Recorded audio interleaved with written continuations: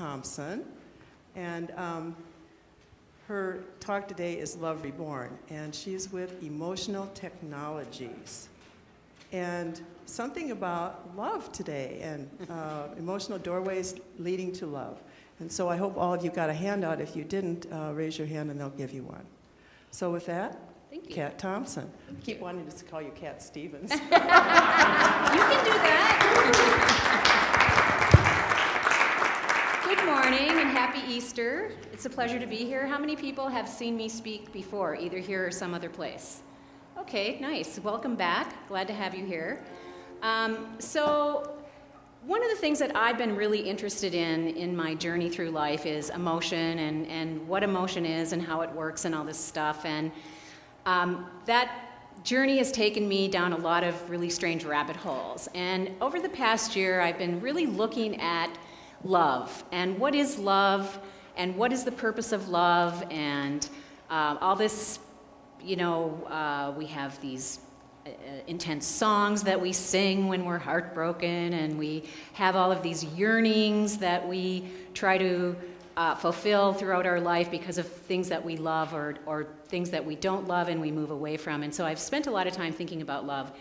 And in this past year, one of the things I've noticed is that there seems to be a lot more polarity going on the planet, you know, like much more extremes from one place to another. And as we are waking up as a species to the idea that love is the motivator behind life, it seems like the opposite of that has become much more apparent as well. We're seeing a lot more violence, we're seeing a lot more acts that are against love. And I thought to myself, we have this long history of 6,000 years pretty much where love has been either seen as something that's weak or that people used your love for someone else as a weapon. So how many times have people had their loved ones taken away and killed or tortured in order for them to get something from you? And these historical patterns of trauma get passed down from generation to generation. Even if subsequent generations don't experience these stories, they still carry the genetic traumas within their body.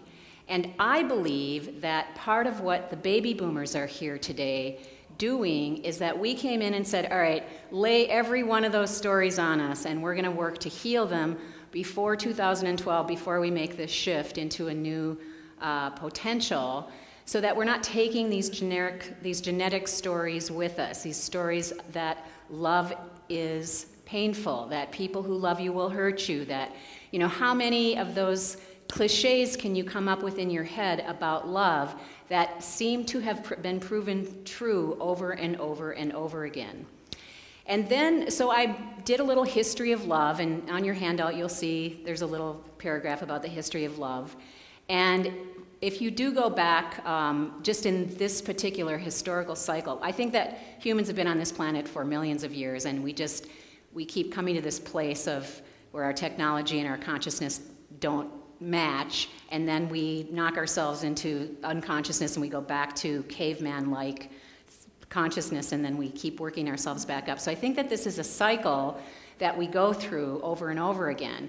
So in this past cycle, which is all we really have any sort of history to compare with, love or relationships were really about, you know, stealing women from the other tribe or taking whoever you wanted, or, you know, it was a very low consciousness mating ritual. There wasn't really there was a bond between parents and children, maybe. There's some question about that in early history. But over time, that was our definition of love, was the bond between parent and children. That was kind of it, because the bond between partners was still really very unconscious and sometimes violent.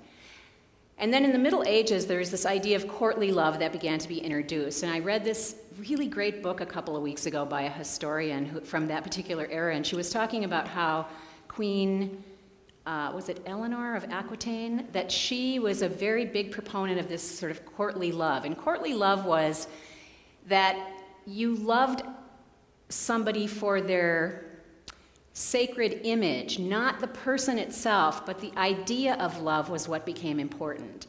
So back in the Middle Ages, we were introduced to this idea that love was something that was higher than just an emotional relationship between people, that there was something to strive for.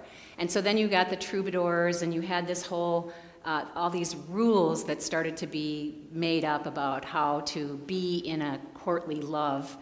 And then, like most things, kind of dropped in energy and went to, rules and formal regulations and things like that. But the idea then was introduced to us as a species that love might have a more spiritual component to it than simply caring for, who was in your tribe.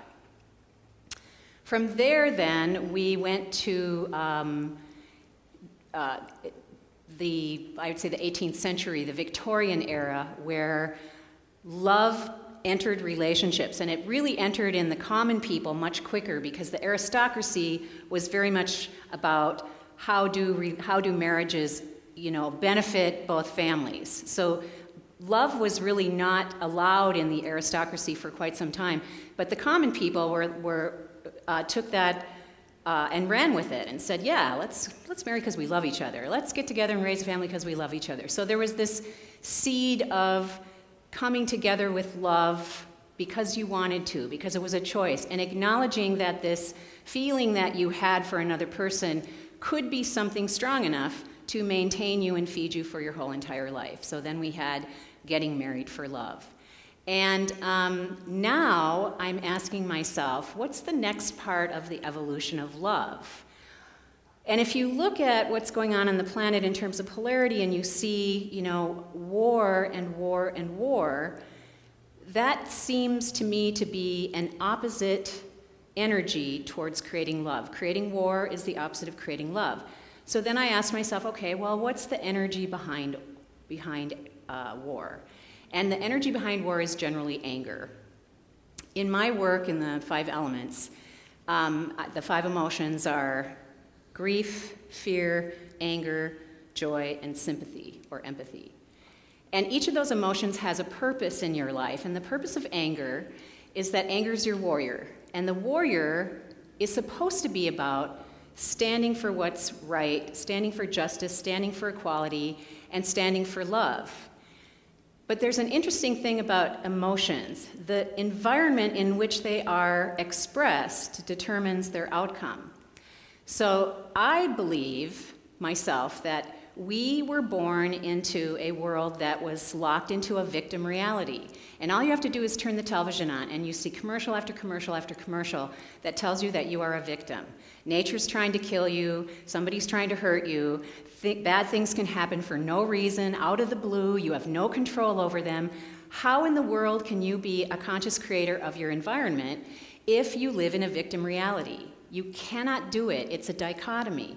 So I also think that this 2012 shift that we all came here to experience was that we said, let's go to a world that's locked in a victim reality, and let's bust it wide open and turn it to a creator reality. So in a creator reality, how anger looks, anger is never angry in a creator reality.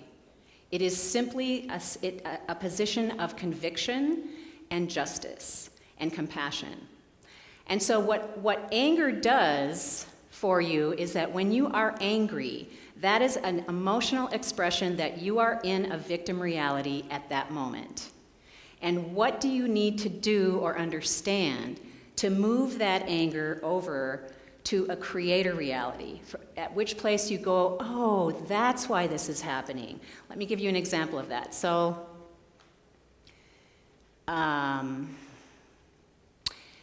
when I get frustrated, I had this experience. I spent the winter at my daughter's helping her get her house ready to sell.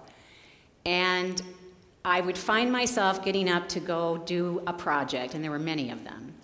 And because I would say to her beforehand, okay, I'm going to paint the bathroom tomorrow, so make sure you get everything out. Well, her idea of getting everything out was to push it all in the middle of the floor. So I'm there trying to paint, and every time I bend over, something falls or goes flying across the room. And I was so mad. I was like super frustrated.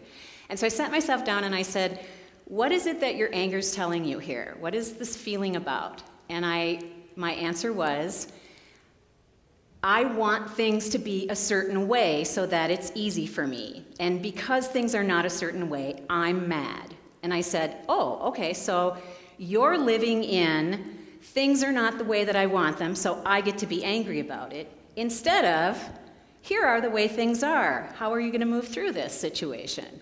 And it was such a big eye-opener for me that when I looked at my life, I saw that most of my frustration came from when I was mad because things weren't the way I wanted them to be. And so then I had to go through this process, and over the winter, this became my meditation process. As soon as I get frustrated, I'd say, oh, you're mad because things aren't the way you want them.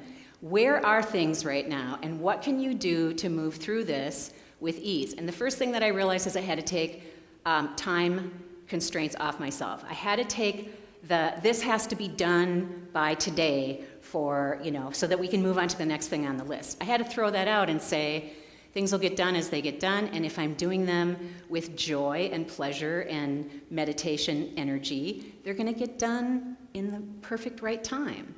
So that became my exercise over the winter, and what I found was that my heart began to open, and that my heart began to heal. Now I'm going to ask you to do a little exercise with me. Many of us have gone through our lives with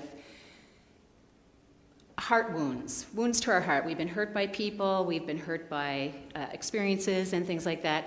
And sometimes our hearts heal, and other times our hearts build up a lot of scar tissue and close down. So I'd like you to close your eyes and look at your heart with your inner eye. And what do you see there? And I'm going to ask people to throw out what they're seeing. If you don't volunteer, I'm going to call on you. What does anybody see in there? When you're looking at your heart, what do you see? Colors. What colors do you see?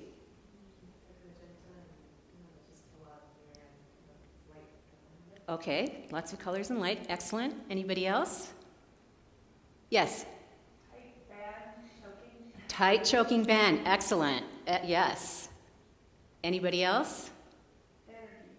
Energy. How does that look? Excellent. Okay, cool. Anybody else? Excellent.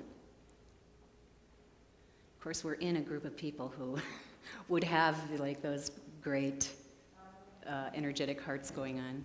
When I first did this exercise, what I saw this old, dried up, it looked like a cow's heart. My parents grew up on a farm, and so I saw things like that. It looked like an old, dried up car heart, and it had steel plates riveted around my heart. And I literally felt heartache all the time, like I had a pain in my chest all the time. And when I first started doing this work and saw my heart like that steel-bound thing, I thought, okay, you got to do some work on this. And so I worked on that for about 10 years. And when I was 45, I made the decision to leave my life. And I closed my business, sold my house, and got in my car and drove to Mexico. And I didn't speak Spanish. I couldn't read the road signs. I was just taking this huge leap of faith. And I cried from Minnesota to the Mexican border. I sobbed and sobbed. What am I doing? What was I thinking? How stupid could I be? Because here I was going into this huge unknown experience with no plan. And I got to the Mexican border, and I got up at 5 o'clock to cross the border. And as I was driving, like my first half hour in Mexico, I was just shaking and sobbing.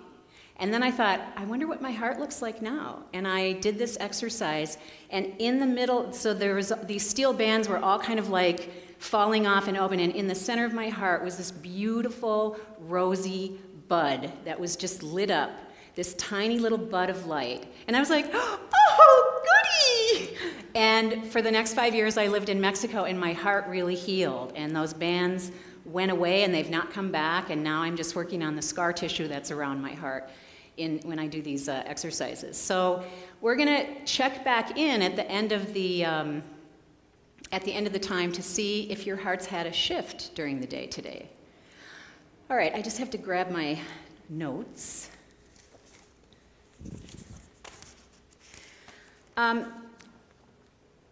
So let's look at what the purpose of love is, because that's another good question. When I was exploring the history of love, there's been a lot of philosophical discussions about what is love for. And so your scientific types will say, well, love is so that the mothers don't throw the babies away. You know, that's why they have love, so that you have this bond and you don't leave your child on the roof of your car and just drive away. And, you know, you care about this person, and so that's what, and it's like, yeah, that's a kind of a love. I find it really interesting that in English there's only one word that describes love. And it's supposed to encompass everything from the love you feel for your mother-in-law, to the love you feel for your child, to the love you feel for your parents, to your partner, to your animals, to your garden, to your car, to your favorite pair of boots. And I think in French there's like 48 different words for love, and they describe every kind of love. So I do think that the language that you grew up speaking has an effect on how you perceive love. In the romantic languages like Spanish and Italian, they have many different words for many different kinds of love. So you have love as more of this all-encompassing experience that you can use in different parts of your life. But in the Western culture, where we have one word that's supposed to describe every kind of love, it somewhat limits our ability to understand what love is, don't you think? If you just have one word. And so I don't know that we'll be able to create a new language around that anytime soon, but I would encourage you all to think about and maybe jot down at some point as an exercise all of the different ways that you love, all of the different people you love, all of the different things that you love, all of the different things you love to do, but that how does love express itself in your life? Myself, I love knowledge, and I love knowledge about the mysterious more than anything. I am so happy when I'm exploring something that's interesting and mysterious. And so I'm like, well, that's a kind of a love. If I am having a bad day and I want to expand my heart, I could just go and start doing some of my research, and that will bring an energy of love into my body, which will allow me to move out of whatever it was I was going through. So there's a lot of ways that you can add energy to love in your life, to the love you already carry. But again, what is really the purpose of love? So then there's another theory that the purpose of love is to procreate. Okay, that certainly could be valid as a part of why we love, is to procreate. But I don't think that that's the only thing. So then really, what is the purpose of love? And then I started thinking, maybe that's not the right question. Maybe the question is, if we're all here because love is looking to express itself in any way, shape, or form, and we are all one, and we're all just stories that the goddess is telling him herself, then each and every one of us is simply an expression of love. And we don't have to be any more than we are. We don't have to do any more than we are. We simply have to recognize and acknowledge that whatever we are doing or being at any given moment is love. And so then I was like, wow, I'm going to have to wrap my head around that for a while. Like, that takes away all the motivation to become a better person. Or, I was like, wait, if I'm love in every moment, then how will I become a better person? Where's the drive to, do something different? And it made me understand how our cultural expectations of doing can so get in the way with our ability to simply be love. So I have no answers about love. I really just have questions. And I find that in asking the questions and talking about the questions with people, sometimes you can come up with a variety of answers that, when you put them all together, show you a kind of a geometry about something that you wouldn't normally see by yourself. So I'm throwing these kind of questions out there to you today to have you ask yourself, in your own time, in your own meditations, how am I worthy? How am I love? How do I deserve every good thing that comes to me? How can I be more love? How can I give love a bigger doorway to come through? Again, I don't know the answer to any of those. I'm still asking myself those questions. But there's a really interesting artist who wrote a thing about grief and how grief is the door to love. I'm not sure if anybody knows who Chris Jordan is. He is a photographer who did this amazing series of photographs of baby albatrosses on Midway Island. And Midway Island is the most remote point on the planet. It's in the middle of the Pacific Ocean, away from everything else, and he heard that baby albatrosses were dying from plastic in the ocean. So he flew to the Midway Islands, and he took these incredible pictures of these dead baby albatrosses whose whole entire bodies were just filled with pieces of plastic. And then he came back, and he was doing a show where he was doing something, and he had a mentor that he took his pictures to, and he was trying to figure out where to go with it or how to make the most impact with it. And she looked at the pictures and she said, "You're not finished."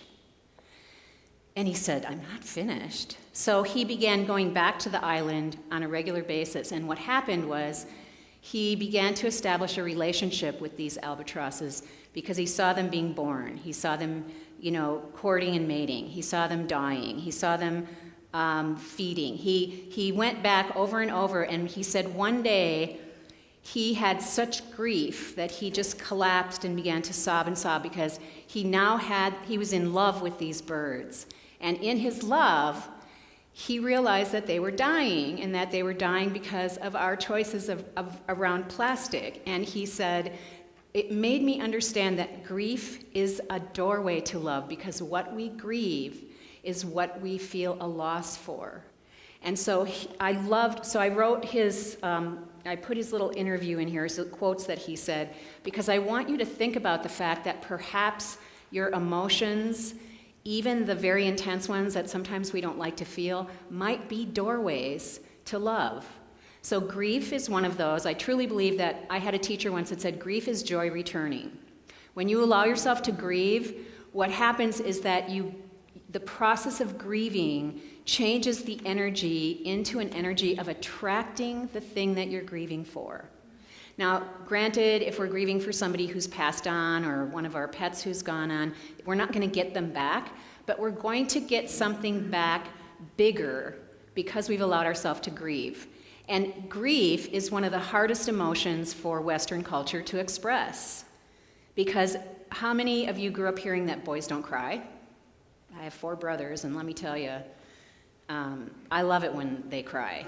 I mean, they're real, they're human, they're having a real human experience, and they're honest with their emotions. And we've moved through a lot of that stuff in my family where, boys don't cry and they have to be stoic and fix the problem. It's not, sometimes you can't fix a problem. Sometimes you just have to give in to your feelings. And having worked with emotions for as long as I have, what I can tell you is the act of expressing an emotion honestly is a magical act. It will create something magical in your life, which you cannot predict. That's why it's hard for me to say that I know anything, because emotion, which is my area of expertise, really crosses the line into magic. And so what's true for me is not going to be true for anybody else. But there are certain truths that I know about emotion, and one of them is that if you can express your feelings with honesty as a sacred experience, magic will happen in your life. I'm not a big believer that you should express your emotions with other people unless you have a large trust and history built up with them, or you're paying a professional, for example. But oftentimes when you are in pain emotionally and you're expressing it to another person, they want to fix it, not only because you're in pain, but because if they're empathetic with you, they're in pain. So it's like, okay, let's stop this pain. So you can use emotional expression as a meditation tool, because I believe that if you do this and let yourself feel what you feel with honesty, the magic that happens is that more love comes in your life in some way. More happiness, more joy, more love comes into your life. And I thought to myself, if love is trying to be reborn on this planet, or born in a different way, how would it get through? How would it get through to us if we're carrying all these messages about what love is? And I mean, I love sad songs just as much as the next person. You know, I can crank up a tearjerker on the radio and sing at the top of my lungs. And I also am listening to myself as I'm doing it saying, you know, this is a doorway to a particular kind of feeling. And yes, you've had that feeling, but do you want to go back there? You know, how about if we balance that out with some songs that are, you know, about the great parts of love, because let's face it, the angst comes from love gone wrong. And we like the angst. We do. We find angst in our lives wherever we go because we like feeling intensely. And mostly we know how to feel intensely about angst. So what would it look like to feel intensely about love all the time? And could it be that if you felt confident that every moment of your day you were in love, how would that feel? Would that feel equally as good as being in angst? Would that feed us in some way? Would that help us to be kinder and more compassionate? I don't know. I'm just asking myself these questions. So I encourage you to look at emotion and the expression of your emotions as a meditative device to take you towards more love. Any questions? Comments? What time do we do the offering? 11:20. Okay, so we had about 10 minutes. Okay, so now we're going to go. So on the back of this page, one thing when I do handouts, I always, like, the night before, have these dreams and these things, and I wake up, I'm like, oh, I wish I would have written this, or I wish I would have written that, So some of this was written when I wrote the original handout, and the thing that I put in here is list all the ways that you are unlovable, and then list all the things that make you worthy of love.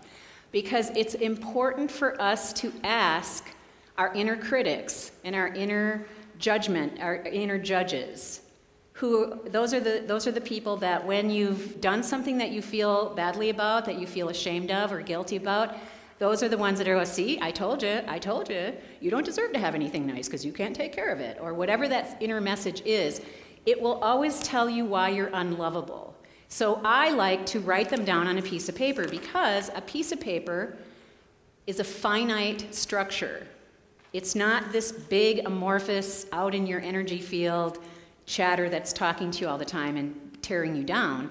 When you put it on a piece of paper, it loses a lot of its power. So I'm a big believer in journaling.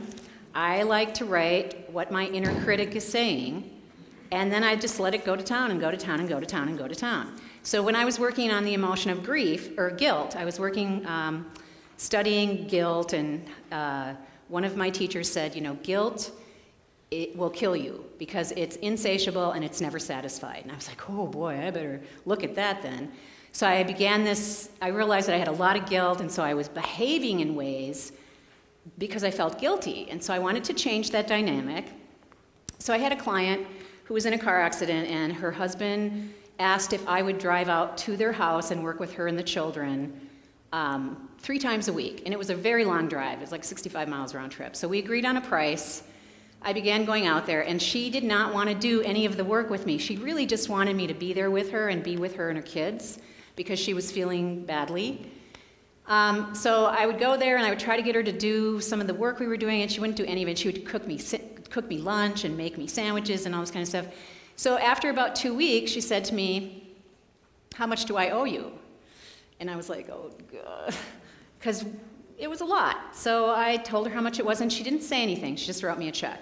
And right away, the guilt started. I mean, I felt like I had rats in my stomach just clawing their way out. And I was like, oh, my God. So I get out in my car, I drive out of her driveway, and I pull over to the side of the road, and I'm like, all right, guilt, let me have it. I can't believe you took that money. You have done nothing for her. You have shown up. You've eaten her food. She's cooked for you. You've done nothing. You turn around and go back and give her that check back and ask for half that amount of money. And this went on for several minutes, this dialogue. And then I said, are you done? And guilt said, yep. And I said, that's your opinion. I'm going to the bank. And I drove to the bank and deposited the check. And the next day, she called me and said, I feel like I should be paying you twice as much money. Now, how would she have felt if I would have gone back and given her the check and told her that I was only worthy of half that money? It would have done something to her and her ability to receive whatever it was that I was giving to her. And so it taught me a really good lesson about not listening to guilt, but instead doing the opposite of what guilt was demanding, that was going to take me to a much better place. Okay, so if you can simply take a few minutes at some point and jot down, how am I unlovable? Oh, I get angry, I get cranky, I snap at people, I get road rage, or whatever it is that makes you unlovable, write it down, because the only voice that's telling you that you're unlovable is that voice of criticism, and that is not who you are. That is not love. That voice has no love in it, none, period. So you get to then see what the non-loving part of you is saying to you. And the only way that you can change love in your life is to start with loving yourself more. So as soon as you can identify where you're unlovable, well, hey, maybe then you can change it. If you're unlovable because you snap at people when you're frustrated, then there's a place for you to begin. You can say, okay, now when I'm frustrated, I'm going to stop myself before I say anything and just take a deep breath, and I'm going to consciously change that. Or whatever it is that you think, or that critic thinks makes you unlovable, it gives you a place to start changing that. The other thing, and then when you put down what makes you worthy of love, and have that be an ongoing exercise. Like every time you think of something, like, oh, I'm really kind to animals. Oh, I am, I have a relationship with a garden, and I'm working with earth, and I have this love with earth. Okay, that makes me worthy of love. Find more and more and more and more about you that is worthy of love until every part of you realizes that every part of you is worthy of love. And then more love will come into your life. Okay, that's the end of that part. Now we're going to get to the fun exercise. So this is Easter, and the egg, of course, has lots of meaning in different traditions and stuff. And I, as I said, am fascinated with knowledge about the mysterious. So I've been doing a lot of research over the years about water. And water is one of the most mysterious elements on the planet. Nobody knows where water actually came from. It is called the universal solvent because it dissolves everything, and water has a memory. So that's why Dr. Emoto's work, how many people are familiar with Dr. Emoto's work? That's why his work is so powerful, because water has a memory. That's why homeopathics work, because water has a memory, and if you can imprint water with something, that memory is as powerful as whatever that's why homeopathics work. It's not that you're taking a drug, you're taking a memory of a drug. So it's not harmful to you, but it helps the body heal because your body is 70 to 80% water, depending on who you ask. So in my research about the life cycle of water, which is fascinating, I won't get into it right now, but it's fascinating about the life cycle of water, and that mostly we drink immature water because we take it out of the ground before it's mature.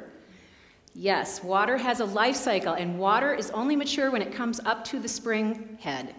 Water at the spring head is the most magical element on the planet, and that's mature water. But we take the water out of the ground before it's finished its journey to maturity. So we're all drinking immature water, which, hey, could that be why we're seeing so much immature acting out going on? But one of the things you can do to mature your water is that you can get these egg-shaped clay containers. And what they do is, the shape of the egg is this perfect shape in nature. If you put your water in this egg-shaped clay jar, as the water cools on the outside, it drops down and pushes the water up in the inside. And then it comes back down around the outside. So it's creating these vortexes, which if you look at your sheet, I wanted to show you some other vortexes. So this next image over here, this is called Babbitt's atom. Back in the 1800s, there was a group of what they called themselves occult chemists. And what they would do is that they would come together and they would meditate on the atoms, the shape of the atoms of different things. And so this was an atom, this was what they thought was the shape of an atom, based on their clairvoyance. And it looks like a heart to me, doesn't it? They've got a negative and a positive side. Looks like a heart, it also looks like an egg. The next picture is from Alex Gray, if you're familiar with him. He does these beautiful, beautiful paintings. And of course, most spiritual, and the picture on the right, on the bottom as well, many people depict the spiritual energy field of a human being as an egg. Carlos Castaneda talked about that there's an egg. So I thought, what if you took this idea that water in an egg creates a vortex, and you could do the same thing to your own energy field. So I'm going to show you how to do that. We're going to do that today. I will often take a crystal if I have one. I was going to bring one and forgot, so I'll just use my finger. But the first thing you do is you want to draw your egg. So I start at the ground, and I draw my egg, and then I just take this edge and I pull it all the way around. Okay. Now I have an egg, right? Okay. Now, if I don't want to be visible that day, I make the outside of my egg a mirror so that any energy coming at me gets bounced back. So I kind of get to be invisible now. If I am feeling like I need a little healing, I'll put amethyst crystals on the inside of my egg. So I'll cover the inside of my egg with amethyst crystals. So I'm going to ask you all to just take a minute. You can stand up and do this, or you can sit in your chair and do that. But draw yourself an egg. Make an egg around your body.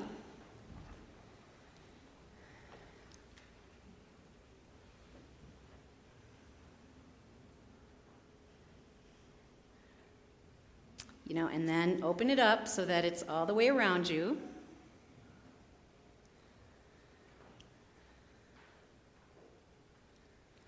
Okay, and now do whatever you'd like. If you'd like to put quartz crystal on the outside, a mirror on the outside, hematite on the outside, granite on the outside, whatever, crystals on the inside, just personalize your egg. Take a couple of minutes to personalize your egg. You can put colors inside of it. You can have rainbows.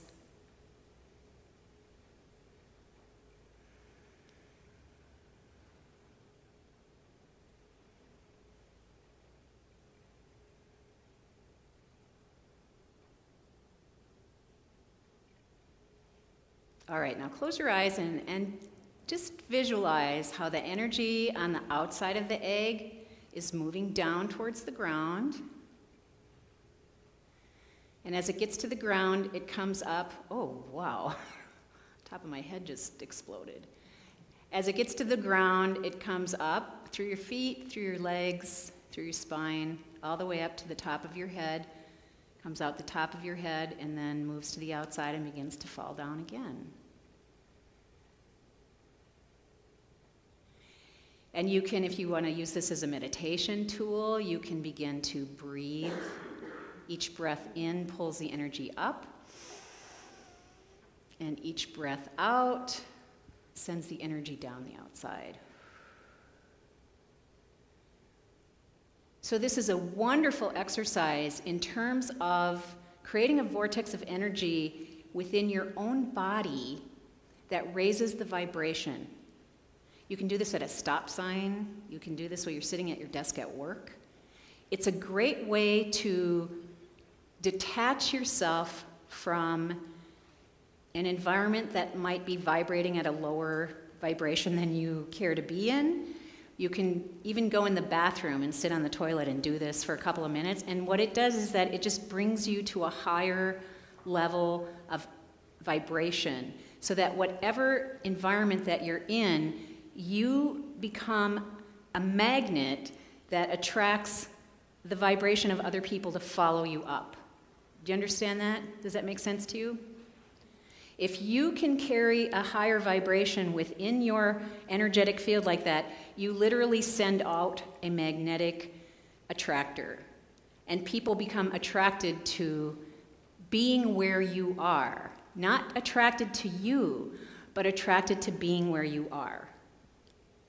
And that got me thinking, maybe that's what love is. Maybe it's when you get to this place where you are love. People mistakenly fall in love with you, but what they're really falling in love with is they're falling in love with the feeling of love. And in that case, wouldn't it be great to be somebody who walks around and inspires feelings of love everywhere they go? Now, this egg will fall down at sunset. They're only good for 12 hours. They're good from sunrise to sunset or sunset to sunrise. So when you create these eggs, they're only good until till the sun does its next thing. So if you are going to do this as an exercise, do it every day. When you get up in the morning, this is a great thing. You can do this in the shower. You can do it before you get out of bed even. And then just set your vibrational intent for the day within this egg. And you can do that by, okay, today I've got a particularly difficult meeting at work and I'm a little nervous. So what do I need? I need some really good, strong energy, so I'm going to make my egg be granite today, because granite's a nice, strong stone, and that'll be a really solid grounding piece for me to be in. And then, look up the crystals, like amethyst are good for spiritual inspiration, so I'd like to be inspired when I'm at this meeting, so I'm going to fill the inside of my egg with amethyst crystals. And then look at your heart. How's your heart doing in that egg? And can you feed it a little more light, a little more energy? Can you walk into that meeting then, instead of being nervous and reactive? Can you walk into that meeting and you set the tone that everybody else matches? That seems to me to be a great way to bring love into this world in a different way than we've previously experienced it, is to simply be love. All right, now that you got your egg built and it's all personalized, check back in with your heart. Does anybody notice a change?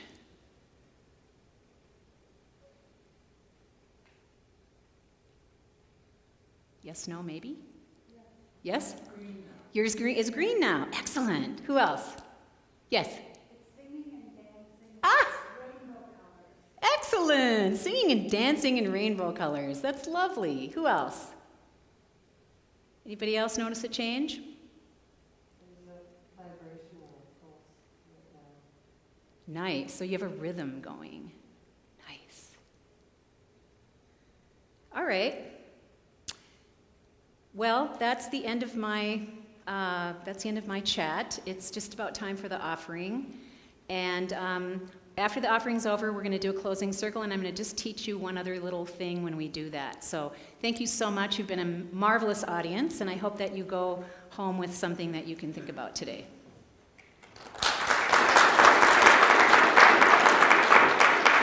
Okay, so I'm going to teach you a little centering technique that's great with groups. I've taught this to boards of directors who do this before each meeting, and if things get a little hairy during the meeting, they'll stop and redo the centering technique. And it's also a great thing to do with small groups, and you can even do it by yourself. But first, we're going to do it in a large group.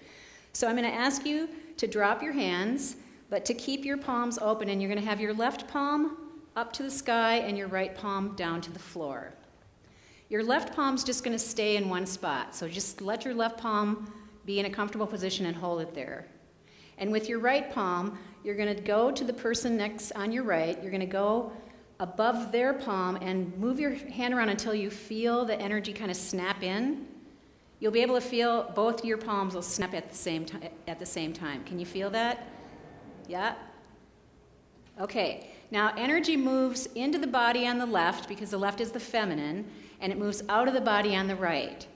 So as you begin to do this exercise, you imagine the energy of the circle moving from around the left, coming into your left hand, moving up your arm, moving into your heart, and as it gets to your heart, give it just a little burst of love energy, a little pink light or green light or rainbow light or whatever, and then send that out your right palm and let it go into the person's palm that's on your right, and then just kind of follow it around the room. It's really fun to follow your energy around the room. Feel it going through everybody and coming back into and when it comes back around, it's all full of everybody's heart energy that's in the whole group. So you give it a little more and you push it on. And so if we stood here and did this for 10 minutes, we would create this huge vortex of love energy. So we're not going to do it for 10 minutes, but let's do it for a minute.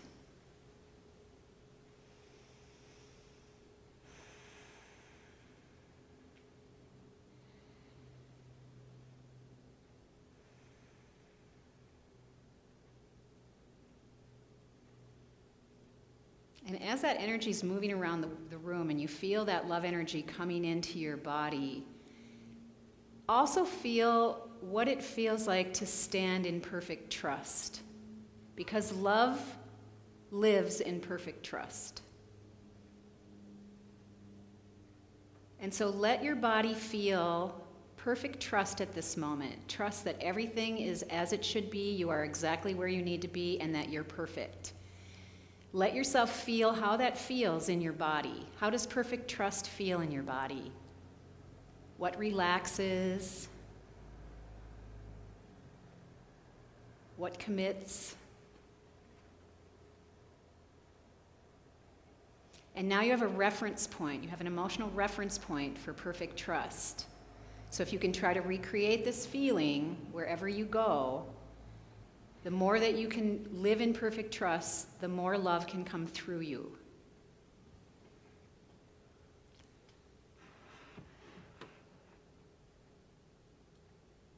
Okay, so now, here's how we're going to end this. We've built up this great vortex of energy.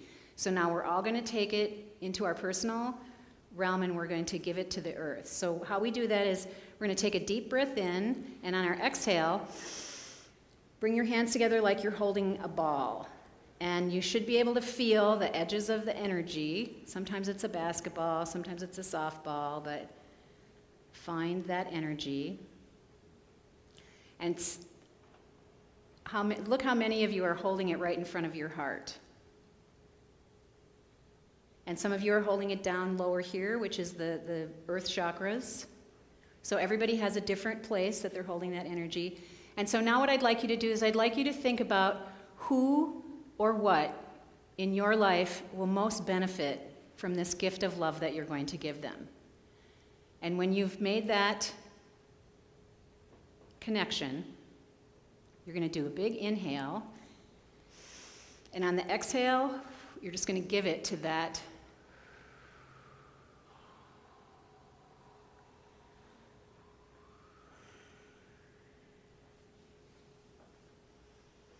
So oftentimes when I'm in a group, if there's something going on the planet, like during the Gulf oil spill, we did this exercise all the time, and we would send that energy to the Gulf of Mexico. So it's a very powerful exercise that you can do in a group. You can do it by yourself by simply starting with the ball of energy and then letting it build up between your hands by going through your heart.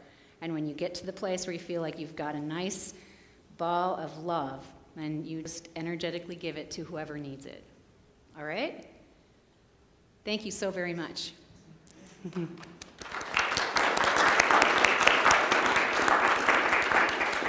Thank you. You're welcome.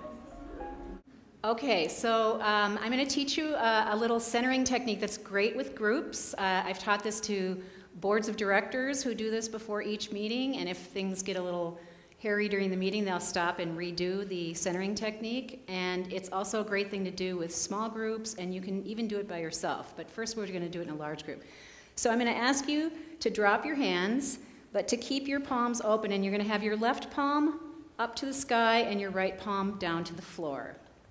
Your left palm's just going to stay in one spot. So just let your left palm be in a comfortable position and hold it there.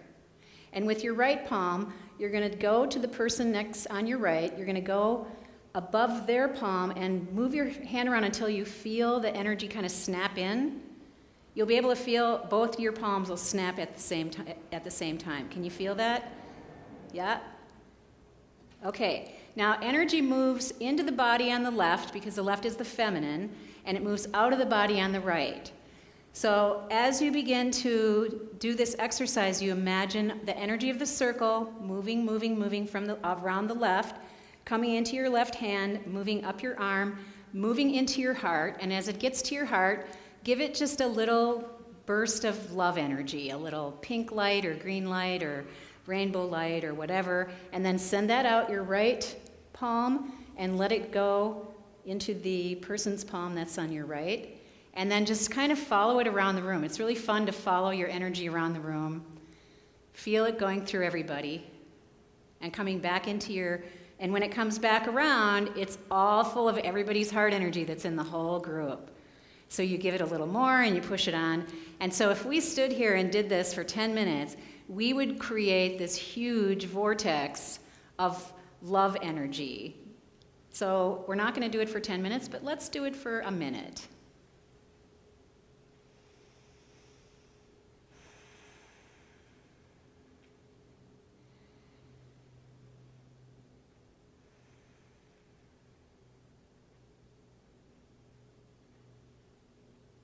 And as that energy is moving around the room and you feel that love energy coming into your body, also feel what it feels like to stand in perfect trust. Because love lives in perfect trust. And so let your body feel perfect trust at this moment. Trust that everything is as it should be, you are exactly where you need to be, and that you're perfect. Let yourself feel how that feels in your body. How does perfect trust feel in your body? What relaxes? What commits? And now you have a reference point. You have an emotional reference point for perfect trust. So if you can try to recreate this feeling wherever you go, the more that you can live in perfect trust, the more love can come through you.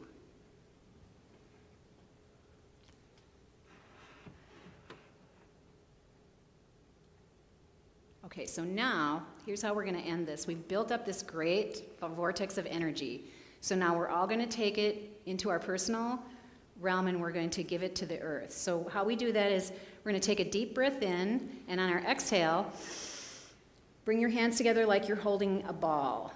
And you should be able to feel the edges of the energy. Sometimes it's a basketball, sometimes it's a softball, but find that energy. And look how many of you are holding it right in front of your heart. And some of you are holding it down lower here, which is the earth chakras. So everybody has a different place that they're holding that energy. And so now what I'd like you to do is I'd like you to think about who or what in your life will most benefit from this gift of love that you're going to give them. And when you've made that connection, you're going to do a big inhale. And on the exhale, you're just going to give it to that.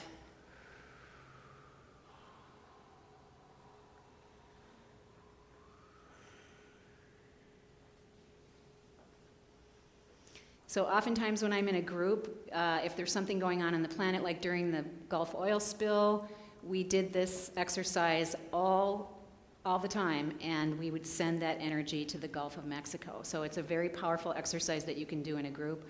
You can do it by yourself by simply starting with the ball of energy and then letting it build up between your hands by going through your heart.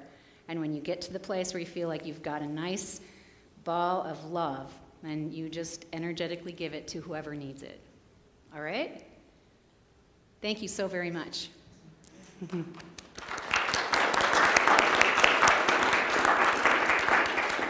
Thank you.